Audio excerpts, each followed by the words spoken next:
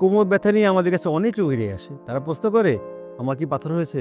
উত্তর হচ্ছে কোমর ব্যথা বিভিন্ন কারণে আছে, কিডনি পাথর তাদের মধ্যে অন্যতম। কিন্তু তাছাড়াও যেমন অর্থোপেডিক বিভিন্ন সমস্যা, lumber spondylosis, prolapse lumber intervertebral disk বা মাস্কুলোস্কেলেটাল পেইন, এসব কারণে হতে পারে।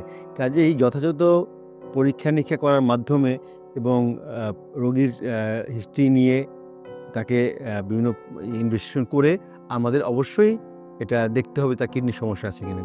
এবং কিডনির পাথর হলে দেখা যায় কোমর ব্যথা যেটা এবং কিডনির পাথর সেটা সাধারণত পাঁজরের নিচে একটু পেছন দিকে ব্যথাটা হয়।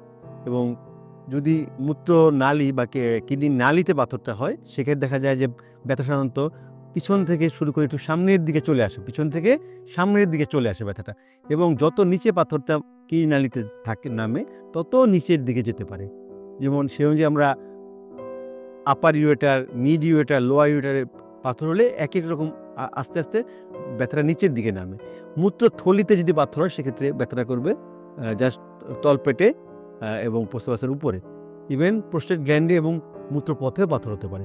কাজে এই কোমর ব্যথা হলে যে কিডনির পাথর সেটা বলা যাবে না, আবার অন্য সমস্যাগুলো আমাদেরকে এক্সক্লুড করতে হবে।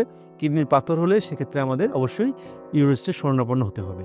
আপনাদের স্বাস্থ্য বিষয়ে সচেতন করার জন্যই আমাদের এই আয়োজন। তাই প্রতিনিয়ত স্বাস্থ্য বিষয়ে বিভিন্ন টিপস পেতে আমাদের চ্যানেলটি সাবস্ক্রাইব করুন এবং বেশি বেশি লাইক ও শেয়ারের মাধ্যমে সবাইকে আমাদের সঙ্গে সংযুক্ত হবার সুযোগ করে দিন।